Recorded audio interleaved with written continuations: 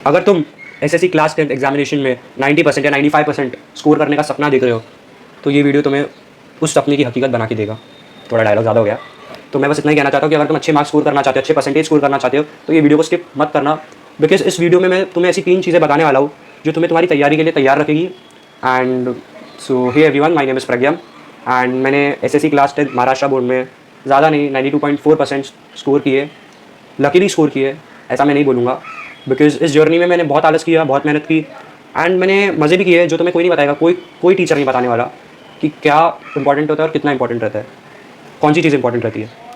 So I guess तुम लोगों की क्लासेस चालू हो गई होगी, अप्रैल से तुमने थोड़ा पढ़ना चालू कर दिया होगा, स्कूल चालू हो गए होंगे। Because you are in 10th, तुम्हें मेहनत करनी है ये साल और तुम जितना जल्दी करोगे उतना बेटर है। And before we start our video, those 3 points, I just want to know your why.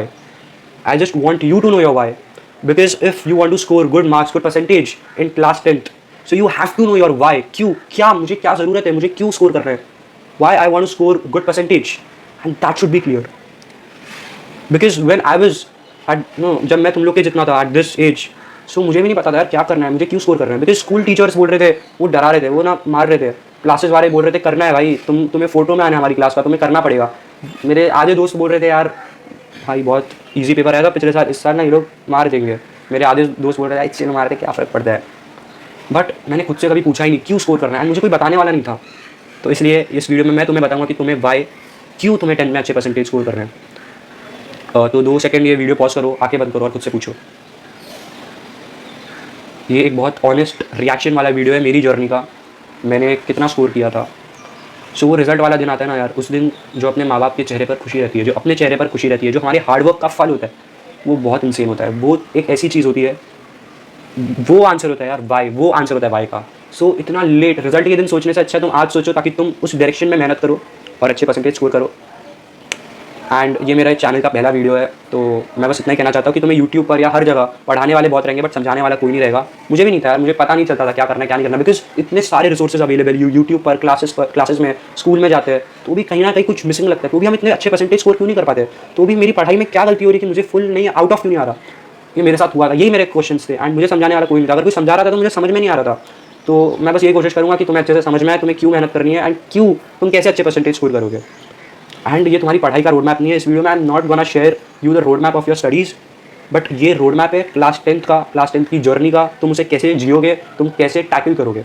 सो फिलहाल मैं तुम्हें एक बेसिक पैटर्न बता देता हूँ जो मुझे भी इतना क्लियर नहीं था जब मैं 10th में था, जुलाई में, जून में, जब भी। सो अब तुम लोग के क्लासेस चालू हो गए होंगे, स्कूल चालू हो गया होगा अप्रैल से, मई में तुमने थोड़ा बहुत पढ़ लिया होगा, तुम्हारे 1-2 चैप्टर हो गए होंगे पढ़ के। तुम्हारा जून और जुलाई में, तुम जुलाई एंड में या अगस्त में या मिड में कभी भी तुम्हारे यूनिट टेस्ट होंगे। उसके बीच 20-25 दिन बाद तुम्हारे टर्मिनल एग्जामिनेशन होंगे सितंबर में, उसके आसपास। एंड देन तुम्हारी दिवाली आएंगी एंड सब कुछ होगा, उसके बाद प्रीलिम पेपर्स होंगे अक्टूबर नवंबर दिसंबर के टाइम पर। उसके बाद तुम्हारे बोर्ड असाइनमेंट करने होंगे, तुम्हारे प्रैक्टिकल्स करने होंगे and then you will be so stressed कि तुम्हें पता नहीं होगा मैं करूँ क्या, क्योंकि तुम्हारे बहुत सारे बैकलॉग तुम्हारा बहुत बन गया, तुमने सबका आचार बना दिया, अब तुम्हें समझ में नहीं आ रहा मैं क्या करूँ। फिर तुम्हें फेब में तुम्हारा बोर्ड होगा और तुम उसमें हक दोगे, तुम्हारे रिजल्ट के दिन तुम रोगे। मैं नहीं चाहता कि तुम रो, मैं चाहता हूँ कि मैंने अगर 92.4% स्कोर किया कि तो तुम बच्चे उससे ज़्यादा स्कोर करो, उससे बेटर स्कोर करो। मैं तुम्हें गाइड नहीं करने आ रहा हूँ, मैं तुम्हें बस अपनी गलतियाँ बताऊँगा, अपनी अच्छाइयाँ बताऊँगा जिससे मैंने इतना स्कोर किया और तुम उससे ज़्यादा स्कोर कर सकते हो। सो अगेन हम वीडियो के टॉपिक पर आते हैं। 3 point, believe me guys, these 3 points are very important. And अगर तुमने ये 3 पॉइंट अच्छे से फॉलो किए तो तुम अच्छे परसेंटेज स्कोर कर सकते हो, यू नेवर नो। बट ये 3 पॉइंट तुम करना ही करना, नेवर स्किप दीज 3 पॉइंट्स इस वीडियो के बाद, because these will help you and तुम्हें जो कॉन्फिडेंस फील होगा ना, अनमैचेबल, अनबिलीवेबल होगा।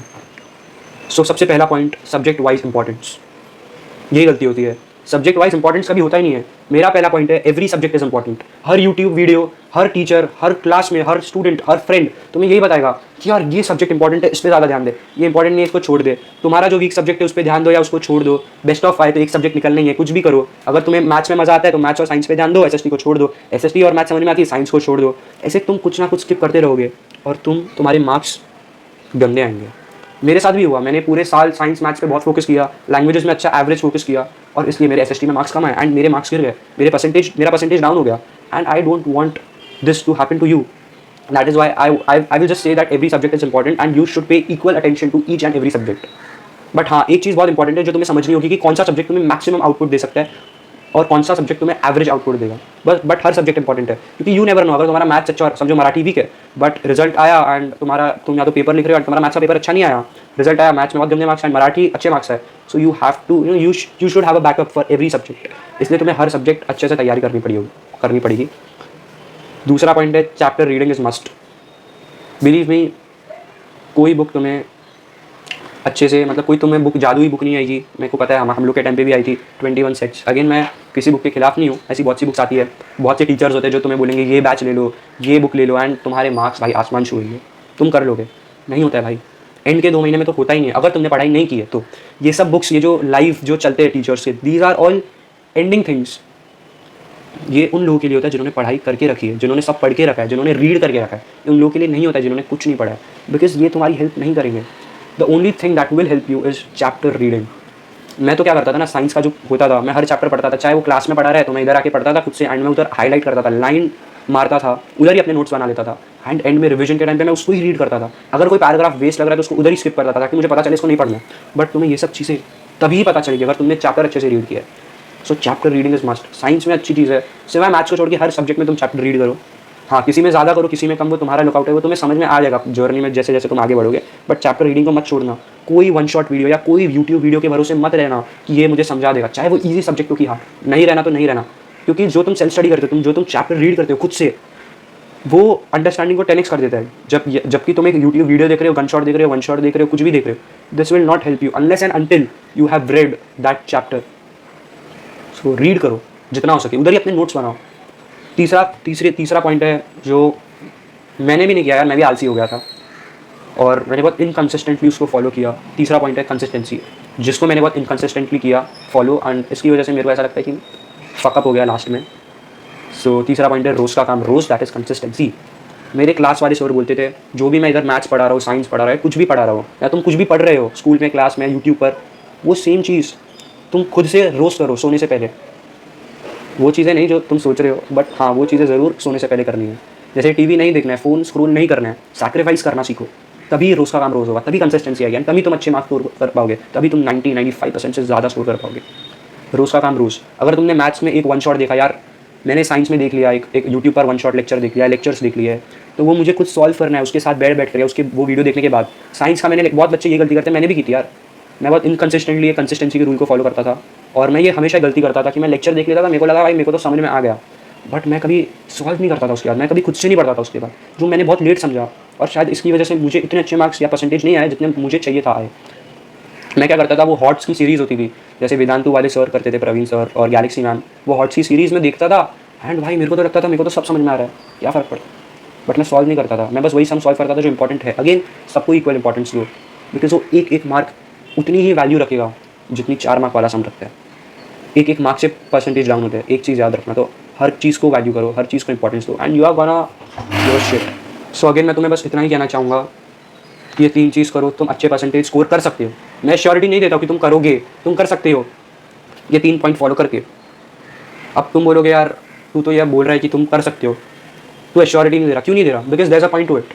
अगर तुम्हारा वाई क्लियर नहीं है and if there is no hard work, तुम ये 3 पॉइंट कितना भी करो तुम नहीं कर पाओगे, तुम अच्छे परसेंटेज स्कोर नहीं कर पाओगे। हाँ, अगर तुम एक प्रॉमिस करते हो खुद से, मुझसे, कि तुम हार्ड वर्क करोगे और तुम्हारा वाई क्लियर हमेशा रहेगा कि मुझे क्यों अच्छे परसेंटेज स्कोर करने हैं, तो मैं तुम्हें एश्योरिटी देता हूँ कि तुम्हारा जो रिजल्ट का दिन होगा उस दिन तुम्हें आराम से 90% या 95% के ऊपर मार्क्स आएंगे। बट ये 2 चीज़ कभी स्किप मत करना, hard work and your answer to that why. And वो जो वाई होगा ना, वो तुम्हें डिसिप्लिन देगा, कंसिस्टेंसी देगा, और हार्ड वर्क के साथ you will do magic.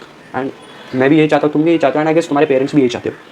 Again मैं एक चीज़ कहना चाहता हूँ कि तुम जो भी कर रहे हो, कुछ भी कर रहे हो, पेरेंट्स के लिए करो। अगर तुम्हें खुद मज़ा नहीं आ रहा, मज़े भी करो, सीरीज़ भी देखो, गाने भी सुनो, but you should do what you have to do, what you must do.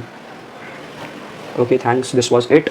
And again अगर इस वीडियो पर 30 लाइक्स आए, सो बिलीव मी, मैं next video subject wise strategy बताऊंगा तुम्हें क्या करना है, क्या नहीं करना चाहिए, प्लस चैप्टर वाइज PYQs दूंगा एंड क्वेश्चन बैंक भी दूंगा। So it's up to you. अगर तुम चाहते हो तो करो वीडियो, लाइक नहीं चाहते हो तो तुम्हारे ऊपर है। Bye bye.